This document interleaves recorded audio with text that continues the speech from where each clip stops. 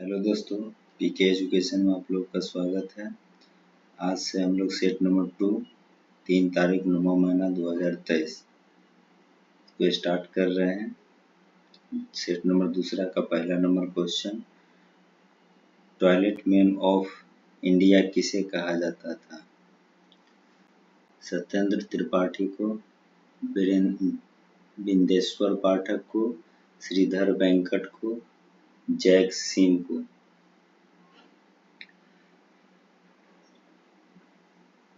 बिंदेश्वर पाठक को toilet man of the India से जाना जाता था।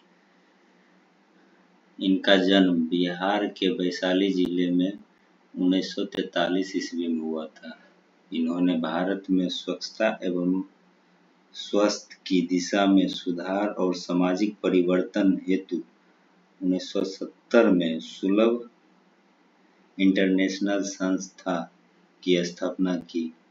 1970 में सुलभ इंटरनेशनल संस्था की स्थापना की। इन्होंने 1991 में पद्म भूषण से सम्मानित किया गया था। इनकी मृत्यु 15 अगस्त 2023 को नई दिल्ली में हुआ था। मिशन इंद्रधनुष का संबंध किससे है? उर्वरक उत्पादन से, साइबर क्राइम रोकथाम से, उच्च शिक्षा से, टीकाकरण से। मिशन इंद्रधनुष का संबंध किससे है? टीकाकरण से संबंध है मिशन इंद्रधनुष का संबंध। विश्व पर्यावरण दिवस कब मनाया जाता है? 5 जून को, 8 जून को, 9 जून को, 11 जून को। विश्व पर्यावरण दिवस कब मनाया जाता है? 5 जून को।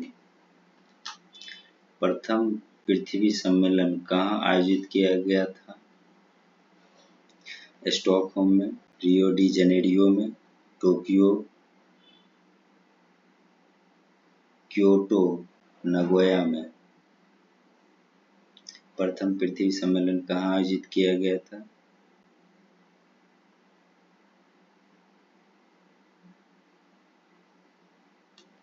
रियो डी जेनेरियो में।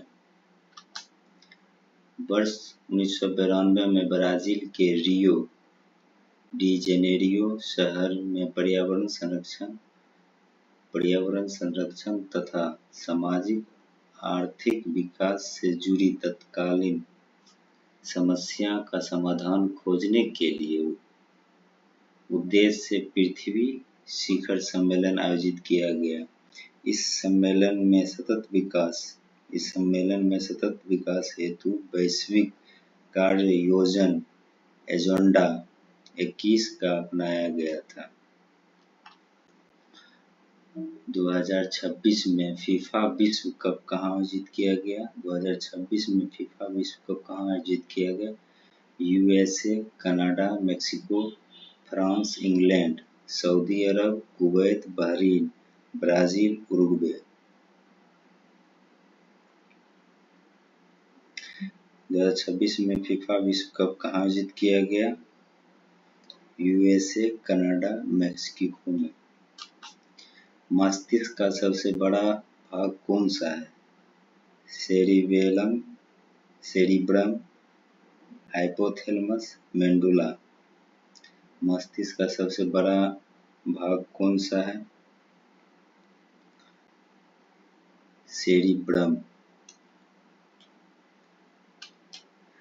मस्तिष्क को 3 प्रमुख भागों में विभाजित किया गया है। प्रथम अग्र मस्तिष्क, पश्च मस्तिष्क, मध्य मस्तिष्क।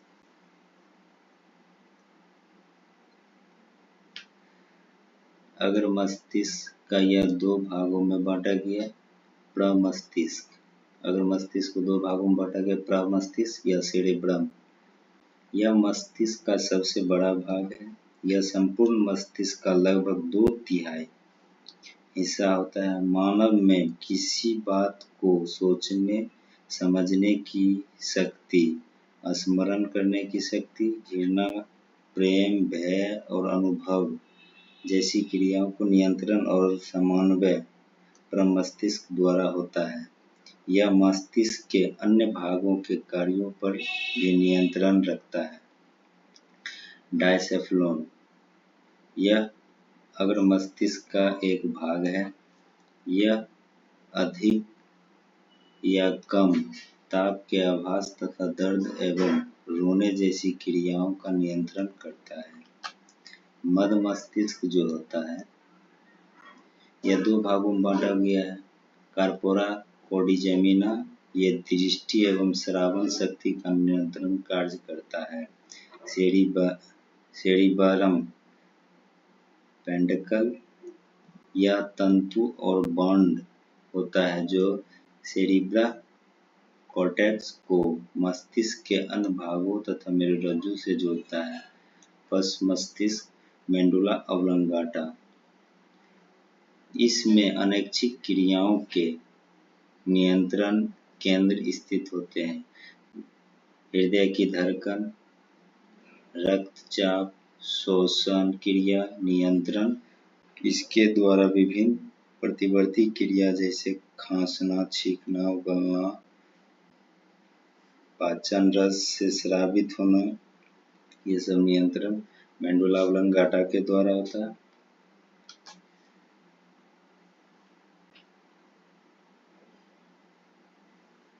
मंत्रिपरिषद का आकार होता है राज्यसभा का 15%, लोकसभा का 15%, संसद का 15%, संसद का 12%।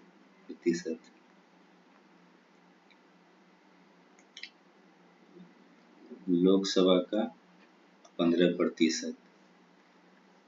मंत्रिपरिषद का आकार होता है लोकसभा का 15%। यह प्रावधान 51वां संवैधानिक संशोधन 2003 के द्वारा किया गया था।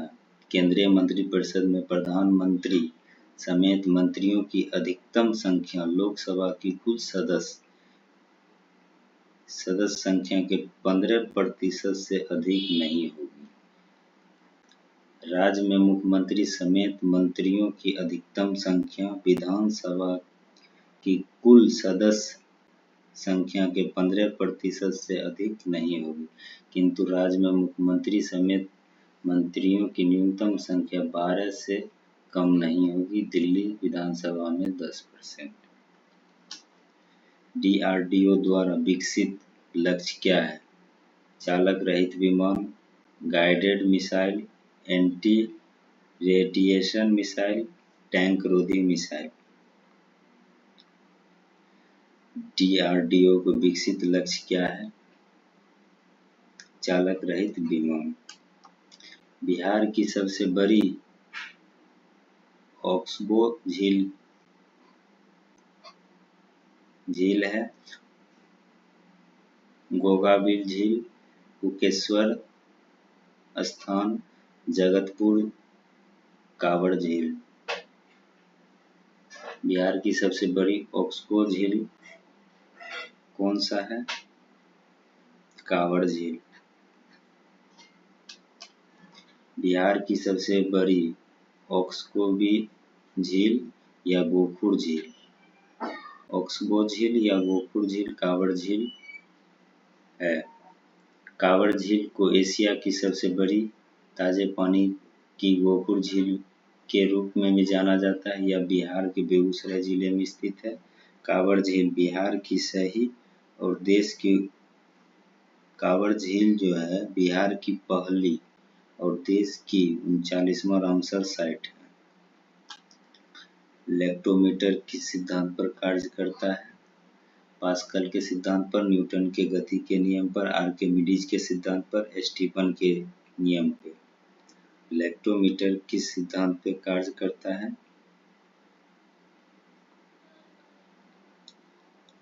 आर्किमिडीज के सिद्धांत पे।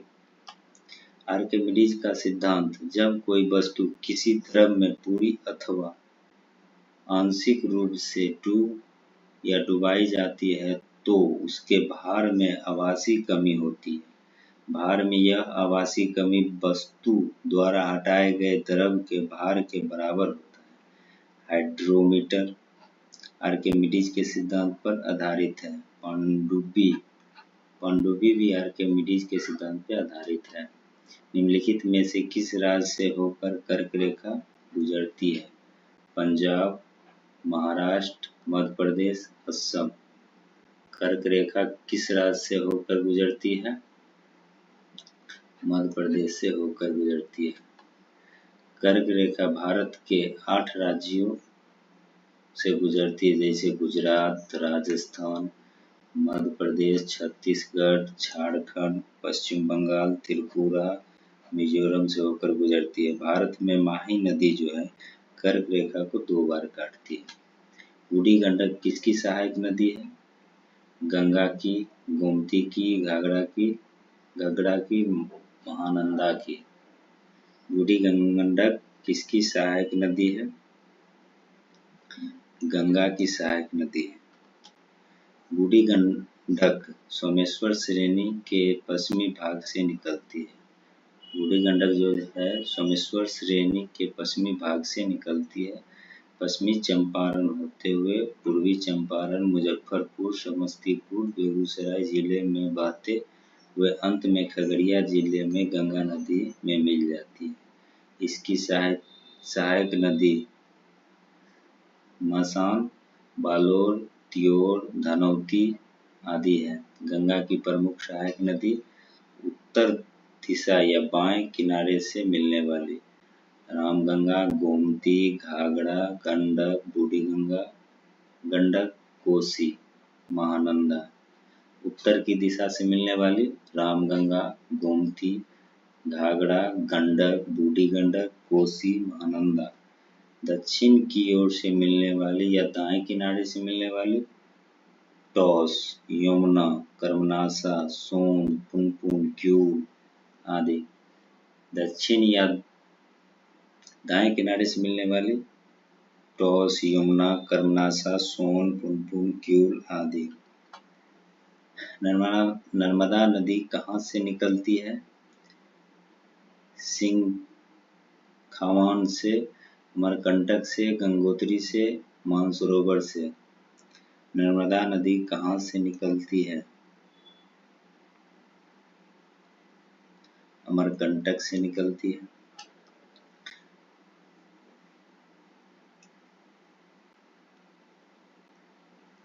मध्य प्रदेश में अमरकंटक की पहाड़ी से निकलने के पश्चात उत्तर में विंध्याचल पर्वत तथा दक्षिण में सतपुड़ा पर्वत के मध्य भ्रंश घाटी से होकर बहते हुए अरब सागर में खंबात की खाड़ी में गिर जाती है। नर्मदा नदी की लंबाई लगभग 1312 किलोमीटर है। यह जबलपुर के पास भेड़ाघाट की संगमरमर शैली को काटकर धुआंधार जलप्रपात का निर्माण करता है। धुआंधार जलप्रपात कहाँ है? मध्य प्रदेश में। बंगाल की दीवानी अधिकार अंग्रेज को मिली इलाहाबाद की संधि के द्वारा, अवध की संधि के द्वारा, अलीनगर की संधि द्वारा, कलकत्ता की संधि के द्वारा। बंगाल की दीवानी अधिकार अंग्रेज को कब मिली थी? कौन संधि के द्वारा मिला था? इलाहाबाद की संधि के द्वारा। इलाहाबाद की संधि 2 बार हुआ था। प्रथम 12 अगस्त 1765 को और दूसरा 16 अगस्त 1765 को। पहली इलाहाबाद की संधि जो था 12 अगस्त 1765 को मुगल सम्राट शाह आलम द्वितीय तथा अंग्रेज गवर्नर रॉबर्ट क्लाइव के मध्य संपन्न हुआ था। इस संधि के तहत कंपनी को मुगल सम्राट से बंगाल, बिहार एवं उड़ीसा की दीवानी प्राप्त हुई। इसके बदले कंपनी ने मुगल सम्राट को 60 लाख रुपया की वार्षिक पेंशन देने का स्वीकार किया। इलाहाबाद की द्वितीय संधि 16 अगस्त 1765 को अवध के नवाब शुजा-उद-दौला एवं रॉबर्ट क्लाइव के मध्य हुआ था। चुनाव आयोग का उल्लेख किस अनुच्छेद में है? अनुच्छेद 320, अनुच्छेद 324, अनुच्छेद 359, अनुच्छेद 280। चुनाव आयोग का उल्लेख किस अनुच्छेद में है? अनुच्छेद 324। राज्य सूची के विषय पर संसद कब कानून बनाती है? राज्यसभा द्वारा 2/3 बहुमत से पारित प्रस्ताव पर, लोकसभा की अनुशंसा पर, राज्यसभा की सिफारिश पर, राज्यों के सिफारिश पर। राज्य सूची के विषय पर संसद कब कानून बनाता है?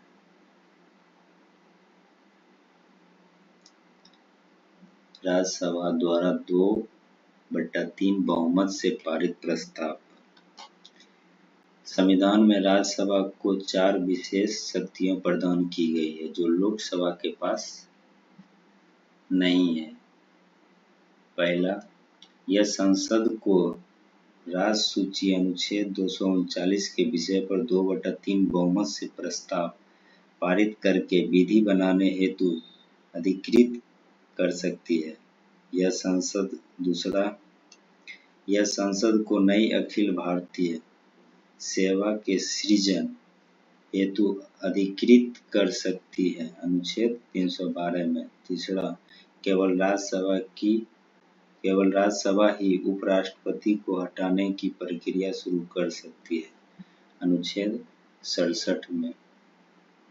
चौथा, यदि राष्ट्रपति द्वारा आपातकाल की घोषणा ऐसे समय की जाती है जब लोकसभा भंग की जा चुकी है अथवा लोकसभा का विघटन हो गया हो, इसकी स्वीकृति निश्चित अवधि के अंदर होता है, तब आपातकाल की घोषणा अकेले राज्यसभा के अनुमोदन पर भी प्रभावी होगी, अनुच्छेद 352, अनुच्छेद 356, अनुच्छेद 360। संविधान में लोकसभा की निम्नलिखित विशेष शक्तियां प्रदान की गई है जो राज्यसभा के पास नहीं है। पहला, धन विधेयक अनुच्छेद 110 को प्रथम बार सिर्फ लोकसभा में पेश किया जाता है, राज्यसभा में नहीं। दूसरा, राज्यसभा धन विधेयक को अस्वीकृत या संशोधित नहीं कर सकती है, उसे इस विधेयक को सिफारिश या बिना सिफारिश के 14 दिन के भीतर लोकसभा को लौटाना अनिवार्य होता है। राज्यसभा सिर्फ बजट पर चर्चा कर सकती है, उसके अनुमोदन की मांग पर मतदान नहीं कर सकती है। चौथा, राष्ट्रीय आपातकाल समाप्त करने का संकल्प लोकसभा ही पारित कर सकती है। पांचवा, राज्यसभा अविश्वास प्रस्ताव पारित कर मंत्रिपरिषद को नहीं हटा सकता है क्योंकि मंत्रिपरिषद का सामूहिक उत्तरदायित्व लोकसभा के प्रति रहता है।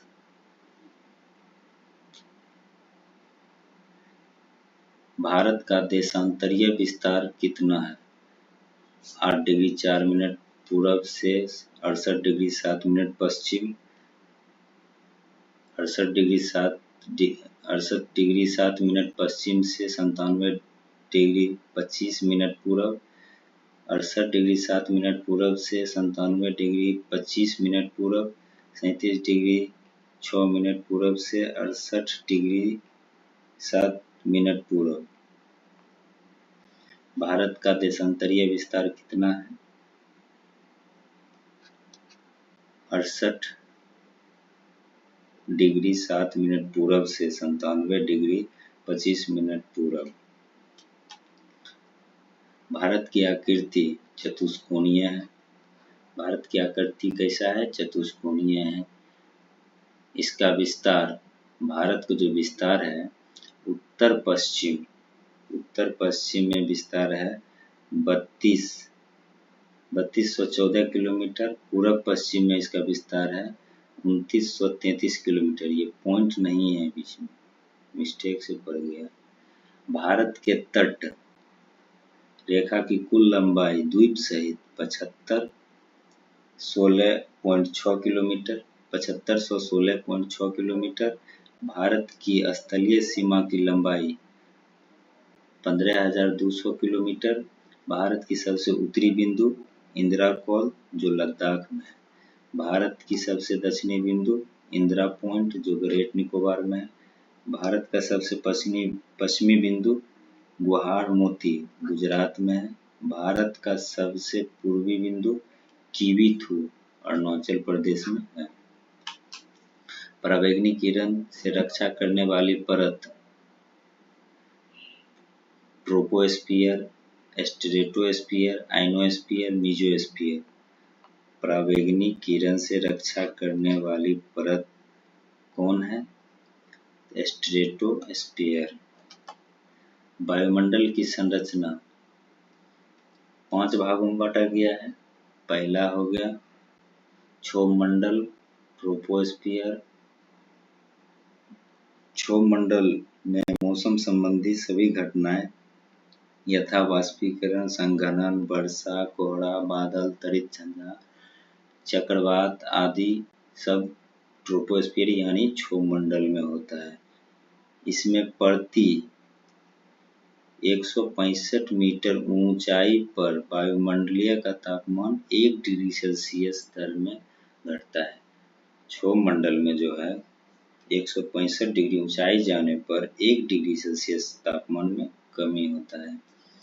इस मंडल में किसी भी प्रकार का मौसम संबंधित परिघटना घटित नहीं होता है। क्षोभमंडल में किसी भी मौसम संबंधित परिघटना समताप मंडल ट्रोपोस्फियर। समताप मंडल में मौसम संबंधित कोई परिघटना संबंधित नहीं होता है। इन्हीं दशाओं के कारण वायुयान उड़ने के लिए समताप मंडल की निचली सीमा आदर्श मानी जाती है। मध्यमंडल, यह हो गया 2, यह हो गया 3, 4। मध्यमंडल मेसोस्फियर, आयन मंडल आइनोस्फियर। और इस आयन मंडल में रेडियो तरंग को पृथ्वी पर परावर्तित करके संचार व्यवस्था को संभव बनाता है। बहिर्मंडल एक्सोस्फियर, यह मंडल वायुमंडल का सबसे ऊपरी स्तर है। यह आयन मंडल के ऊपर से शुरू होकर सुदूर अंतरिक्ष में विलीन हो जाती है। कौन? बहिर्मंडल। सीता माता जयंती कब मनाई जाती है? वैशाख माह के कृष्ण पक्ष की नवमी को, वैशाख माह के शुक्ल पक्ष की नवमी को, सावन माह के शुक्ल पक्ष की नवमी को, सावन माह के कृष्ण पक्ष की नवमी को।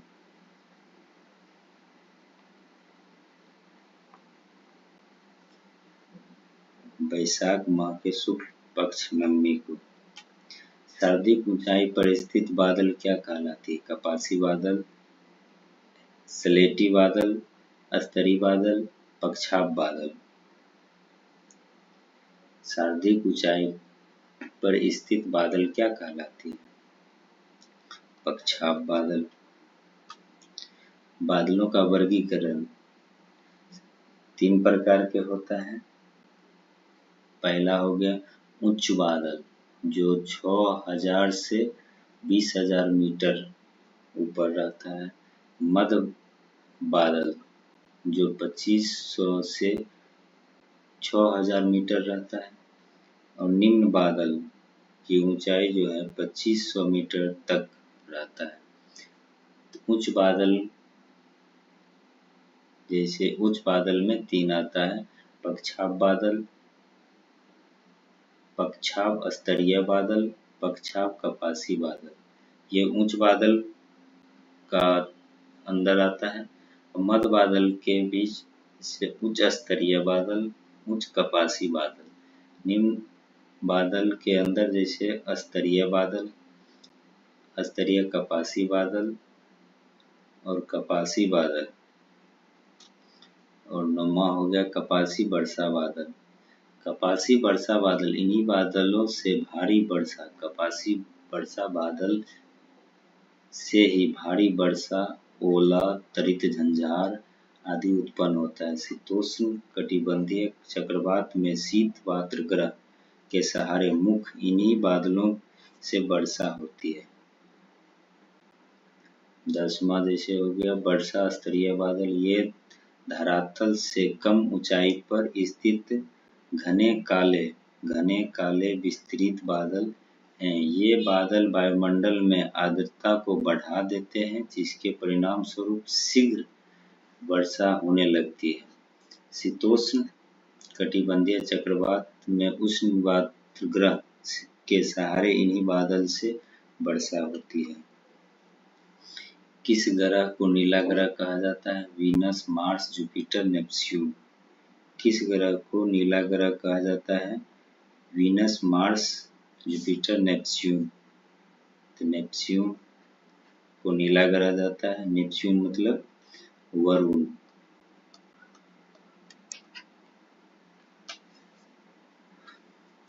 वरुण ग्रह पर मौजूद मीथेन गैस द्वारा लाल प्रकाश के अवशोषण के कारण यह नीला ग्रह कहलाता है। सौर मंडल का सर्वाधिक ठंडा ग्रह वरुण ग्रह है।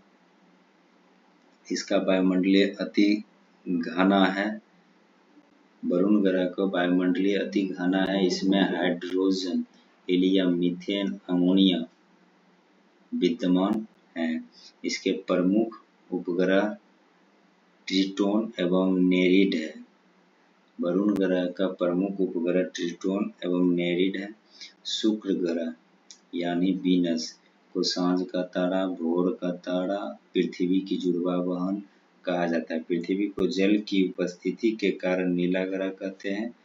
मंगल, मार्स सतह लाल फेरस ऑक्साइड की उपलब्धि के कारण होता है। मंगल ग्रह लाल क्यों होता है? फेरस ऑक्साइड की उपलब्धि के कारण लाल ग्रह कहते हैं इसे। शनि, सैटर्न गैस का गोला एवं गैलेक्सी समान ग्रह कहलाता है। अरुण, यूरेनस यह लेटा हुआ ग्रह तथा हरा ग्रह भी कहते हैं। किसने गति के नियम का प्रतिपादन किया था? न्यूटन, आइंस्टीन, आर्किमिडीज और पास्कल। न्यूटन। प्रकाश संश्लेषण में आवश्यक है ऑक्सीजन, क्लोरोफिल, कोलेरा, उपरोक्त में से सभी। प्रकाश संश्लेषण में आवश्यक है क्लोरोफिल। प्राकृतिक सफाई कर्मी किसे कहा जाता है? प्राकृतिक सफाई कर्मी किसे कहा जाता है? उत्पादक वर्ग को, उपभोक्ता वर्ग को, अपघटक वर्ग को या उपभोक्ता वर्ग को कहा जाता है। प्राकृतिक सफाई किसे कहा जाता है? सफाई कर्मी किसे कहा जाता है? अपघटक वर्ग को। उत्पादक वर्ग इसके अंतर्गत हरे पेड़ पौधे, कुछ खास जीवाणु एवं शैवाल आते हैं जो सूर्य के प्रकाश के उपस्थिति में सरल जैविक पदार्थों से अपना भोजन बना सकते हैं। ऐसे जीव एवं पौधे स्वपोषी अथवा प्राथमिक उत्पादक कहलाते हैं। स्थलीय पारिस्थितिकी तंत्र। स्थलीय पारिस्थितिकी तंत्र में उत्पादक प्रायः जड़युक्त पौधे, शाक, झाड़ी, वृक्ष, जबकि गहरे जलीय पारिस्थितिकी तंत्र में पादप, प्लवक नामक प्लवक पौधे प्रमुख उत्पादक होते हैं। उपभोक्ता के अंदर आते हैं। ये सब हो गया उत्पादक। उपभोक्ता जैसे प्राथमिक उपभोक्ता और द्वितीयक उपभोक्ता और तृतीयक उपभोक्ता। प्राथमिक उपभोक्ता के अंदर आता है वह उपभोक्ता जो अपने भोजन के लिए पौधे पर निर्भर होता है। प्राथमिक उपभोक्ता कहलाता है वह उपभोक्ता जो अपने भोजन के लिए पौधे पर निर्भर होता है, उसे प्राथमिक उपभोक्ता कहते हैं। जैसे बकरी, खरगोश, ऊंट। द्वितीय उपभोक्ता उसे कहते हैं जो पोषण के लिए सहभक्षी प्राणियों पर निर्भर करते हैं, जैसे सांप, भेड़िया। तृतीय उपभोक्ता उसे कहते हैं जो प्राथमिक एवं द्वितीयक उपभोक्ता को अपना आहार बनाते हैं। तृतीयक हो गया द्वितीयक एवं प्राथमिक दोनों का आहार बनाता है, जैसे बाज, शेर, बाघ इत्यादि। पंचायती राज व्यवस्था किस संविधान संशोधन से संबंधित है। 73वें संविधान संशोधन, 74वें संविधान संशोधन, 91वें संविधान संशोधन, 86वें संविधान संशोधन। पंचायती राज व्यवस्था किस संविधान संशोधन द्वारा संबंधित है? 73वें संवैधानिक संशोधन के द्वारा। 73वें संवैधानिक संशोधन 1992। निम्नलिखित समितियों का संबंध पंचायती राज से। बलवंत राय मेहता संबंधी का संबंध कब इसका गठन हुआ था? 1957 में। अशोक मेहता समिति का गठन 1977 में। जीवीके राव समिति का गठन 1985 में। LM सिंघवी समिति का स्थापना 1986 में। दुगन समिति का स्थापना 1988 में। गाडगिल समिति की स्थापना 1988 में।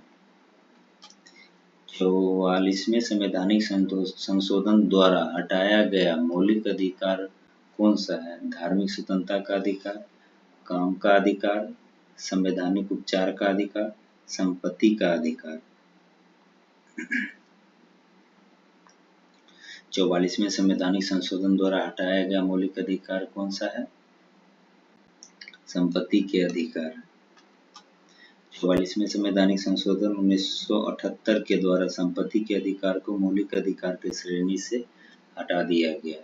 वर्तमान में संपत्ति के अधिकार को भाग 12 में अनुच्छेद 300 क के तहत विधिक अधिकार कर दिया गया है। 44वें संवैधानिक संशोधन अधिनियम द्वारा संविधान में निम्न संशोधन किया गया। पहला, राष्ट्रपति को यह शक्ति दिया गया कि वह मंत्रिमंडल कैबिनेट की सलाह को एक बार पुनर्विचार के लिए भेज सकता है। हालांकि पुनर्विचार के बाद कैबिनेट द्वारा दी गई सलाह राष्ट्रपति को बाध्यकारी होगा। दूसरा, अध्यादेश जारी करने में राष्ट्रपति, राज्यपाल, प्रशासक की संतुष्टि के उपबंध को समाप्त किया गया। तीसरा, राष्ट्रपति आपात के संदर्भ में आंतरिक अशांति शब्द के स्थान पर सशस्त्र विद्रोह शब्द रख दिया गया। आंतरिक अशांति के स्थान पर सशस्त्र विद्रोह कब किस संवैधानिक संशोधन द्वारा रखा गया? 44वें संवैधानिक संशोधन द्वारा। राष्ट्रपति के लिए यह व्यवस्था बनाई गई कि वह केवल कैबिनेट की लिखित सिफारिश पर ही आपातकाल घोषित कर सकता है। कैबिनेट के लिखित सिफारिश पर ही आपातकाल घोषित कर सकता है। मूल अधिकार को सूचित में संपत्ति का अधिकार समाप्त किया गया और केवल विधिक अधिकार बनाया गया। अनुच्छेद 20 और 21 के द्वारा प्रदत्त मूल अधिकार को राष्ट्रपति आपातकाल भी निलंबित नहीं किया जा सकता है। वर्फ क्या है? संयोजी बंधन, हाइड्रोजन बंधन, उपसंयोजी बंधन, आणविक ठोस। वर्फ क्या है? आणविक ठोस। सर्वोच्चता के सिद्धांत को प्रतिपादक कौन थे? सर्वोच्चता के सिद्धांत को प्रतिपादक कौन थे? Lord Hasting, Warren Hasting, Lord Curzon, Lord Cornwallis. सर्वोच्चता के सिद्धांत का प्रतिपादक कौन थे? Lord Hastings. लॉर्ड हेस्टिंग्स 18, इसका कार्यकाल जो था 1813 से 23। अंगल नेपाल युद्ध 1814 से 16 तक चला था। सुगौली की संधि 1816 जो लॉर्ड हेस्टिंग्स के काल में हुआ था। सुगौली की संधि के बाद हेस्टिंग को मार्क्वेस ऑफ हेस्टिंग की उपाधि दिया गया था। तृतीय अंगल मराठा युद्ध 1817 से 19 तक तथा मराठा परिसंघ का कंपनी के साम्राज्य में विलय किया था। रैयतवाड़ी बंदोबस्त कब चालू किया गया था? 1820 में। किसके काल में? लॉर्ड हेस्टिंग्स के काल में। लागू कौन किया था? मद्रास के गवर्नर थॉमस मुनरो के द्वारा। महलबाड़ी बंदोबस्त लागू किया गया था 1822 में हॉल्ट मैकेंजी के द्वारा पंजाब में शुरू किया गया था। महलबाड़ी व्यवस्था कहाँ लागू किया गया था? पंजाब में हॉल्ट मैकेंजी के द्वारा 1822 में। 1822 में टेनेंसी एक्ट या काश्तकारी अधिनियम लागू किया गया था। संविधान सभा के प्रथम अध्यक्ष कौन थे? राजेंद्र प्रसाद, सच्चिदानंद सिन्हा, एस.सी. मुखर्जी, डॉक्टर सत्येंद्र प्रसाद सिंह। संविधान सभा के अध्यक्ष कौन थे? डॉक्टर सच्चिदानंद सिन्हा। 9 दिसंबर 1946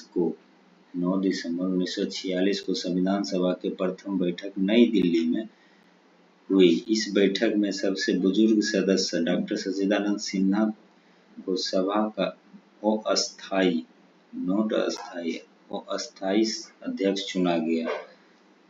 11 दिसंबर 1946 को डॉक्टर राजेंद्र प्रसाद संविधान सभा के अस्थायी अध्यक्ष निर्वाचित हुए थे। संविधान निर्माण की प्रक्रिया कुल 2 वर्ष 11 महीने 18 दिन लगा था। संविधान के प्रारूप पर कुल 114 दिन बहस हुआ था। मूल संविधान में कुल 22 भाग, 395 अनुच्छेद, 8 अनुसूची था। संविधान सभा की प्रमुख समितियां एवं उनके अध्यक्ष। संघ संविधान समिति। संघीय संविधान समिति का अध्यक्ष पंडित जवाहरलाल नेहरू। संचालन समिति का अध्यक्ष डॉक्टर राजेंद्र प्रसाद। प्रांतीय संविधान समिति का अध्यक्ष सरदार वल्लभ भाई पटेल। प्रारूप समिति का अध्यक्ष डॉक्टर भीमराव अम्बेडकर। संघ शक्ति समिति का अध्यक्ष जवाहरलाल नेहरू। मौलिक अधिकार या अल्पसंख्यक संबंधित परामर्श समिति का अध्यक्ष जो है सरदार वल्लभ भाई पटेल थे। राष्ट्रीय ध्वज संबंधी तदर्थ समिति डॉक्टर राजेंद्र प्रसाद के पास था। निम्नलिखित में से कौन सी पुस्तक महात्मा गांधी से संबंधित है? यंग इंडिया, पद्मावत, तमस, यंग डिवाइस।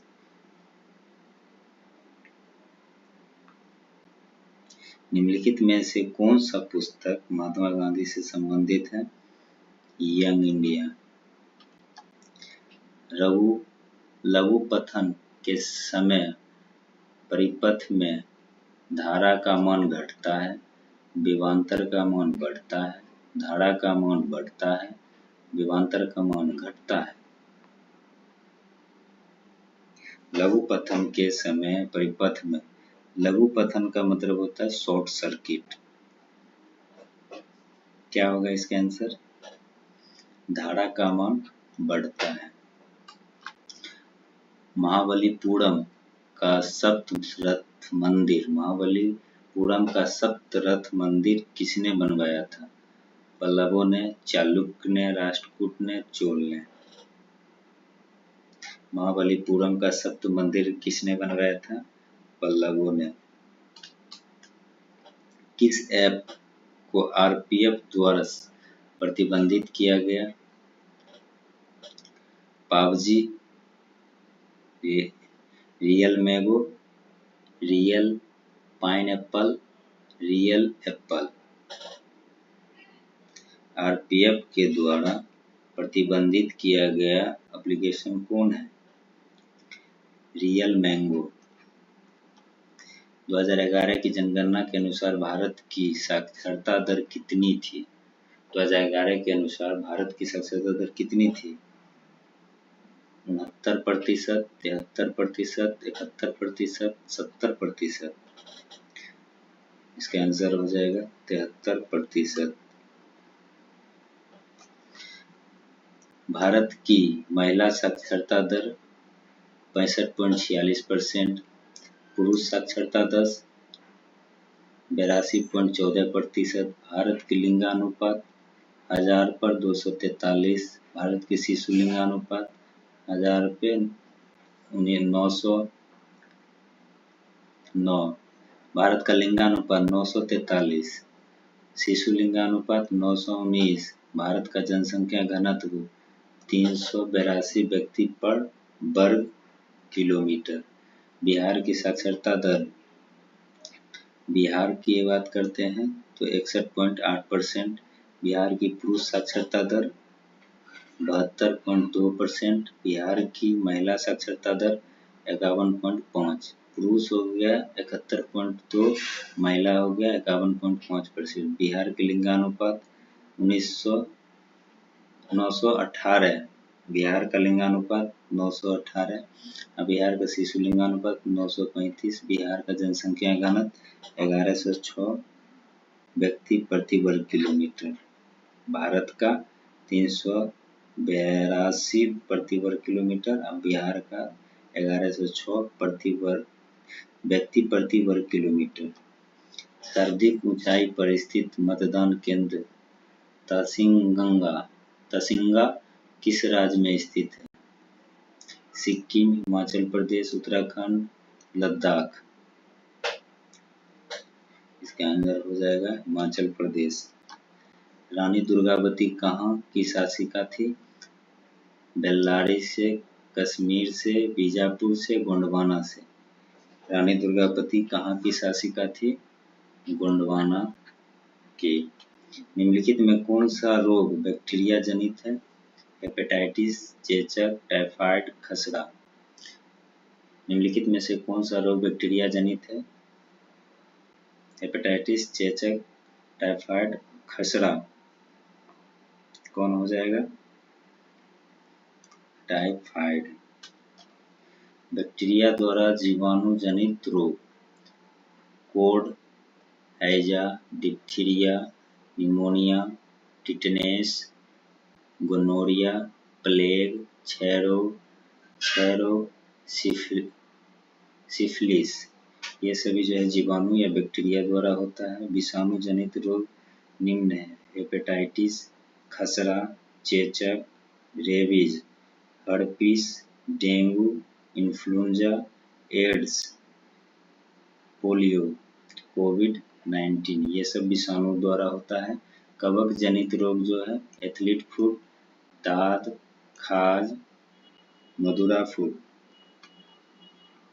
पाटलिपुत्र की स्थापना कौन किए थे? Ashok, Udayan, Bimbisara.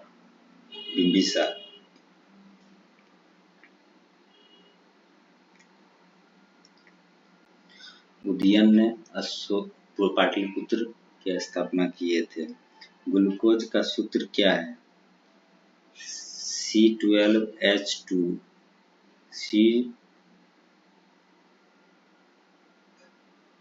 C12H22O11 C6H12O6 C6H10O5।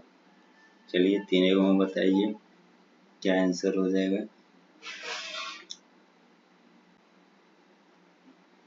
C6H12O6 इसका आंसर हो जाएगा। कोठारी आयोग का संबंध किससे है? व्यापार से, प्रशासन से, केंद्र राज्य संबंधी से, शिक्षा से। कोठारी आयोग का संबंध किससे है? शिक्षा से है। डोडा बेटा किस पर्वत की सर्वोच्च चोटी है? अन्नामलाई की, कार्डमम की, महेंद्रगिरी की, नीलगिरी की। डोडा बेटा किस पर्वत की सर्वोच्च चोटी है? अन्नामलाई, कार्डमम, महेंद्रगिरी, नीलगिरी।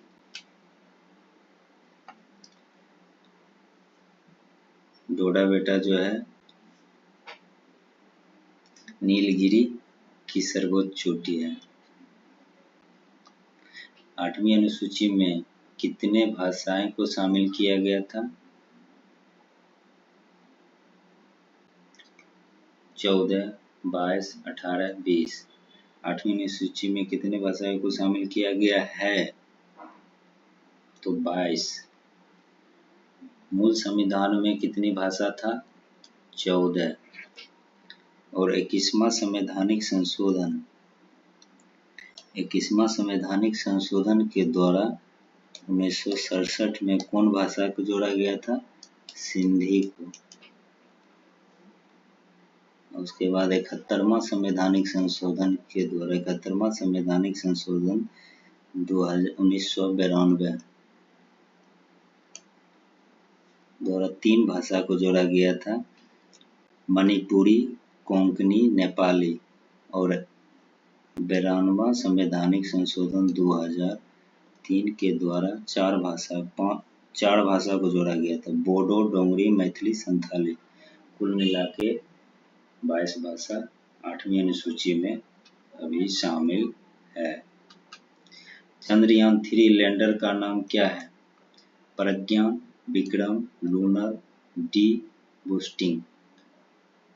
चंद्रयान-3 का लैंडर का नाम है विक्रम।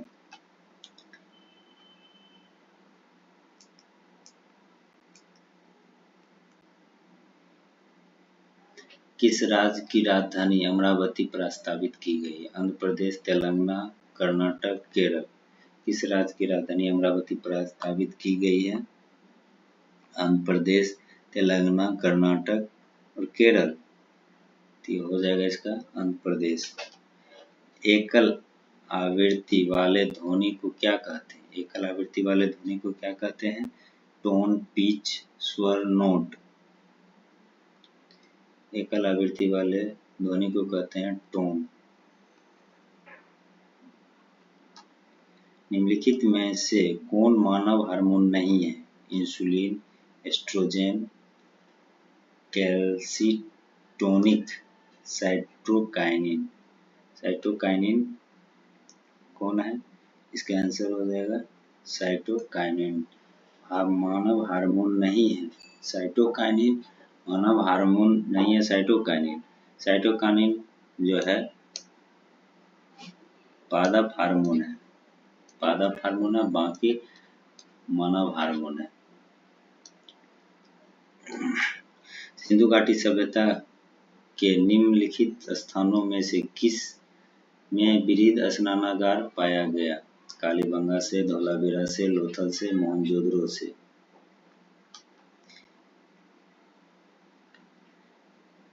बृहद स्नानागार कहाँ से पाया गया है? मोहनजोदड़ो से। कांस्य की नर्तकी, सूती कपड़ा, मिट्टी का तराजू, मातृ देवी की मूर्ति, गले हुए तांबे के ढेर इत्यादि भी मोहनजोदड़ो से मिला। मोहनजोदड़ो से क्या क्या मिला? नर्तकी की मूर्ति, सूती कपड़ा, मिट्टी का तराजू, मातृ देवी की मूर्ति, गले हुए तांबे का ढेर। जुते हुए खेत का साक्ष्य, आयताकार अग्नि देविका, कांच एवं मिट्टी की चूड़ियां, प्रतीकात्मक समाधियां इत्यादि, ये सब मिला है कालीबंगा से। कालीबंगा से क्या क्या मिला है? जुते हुए खेत का साक्ष्य मिला है, अग्निकुंड और कांच की मिट्टी की चूड़ी, कांच की मिट्टी की चूड़ी जो कालीबंगा से प्राप्त हुआ है। शंख का बना बैल, शंख का बना बैल, स्त्री के गर्भ से निकलता हुआ पौधा, स्वास्तिक एवं चक्र का साक्ष्य कब्रिस्तान, R37, समाधान, पेंटिका आदि हड़प्पा से पाए गए, लोथल से मनका उद्योग के साक्ष्य, तांबे का कुत्ता, फारस की मुहर, बंदरगाह, धान की भूसी, ये सभी पाए गए थे। कहाँ से? तो लोथल से।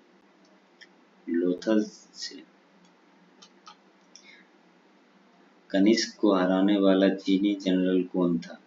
छांगफिंग, खानचाओ, पांचाओ, वांगयान। कनिष्क को हराने वाला चीनी जनरल कौन था?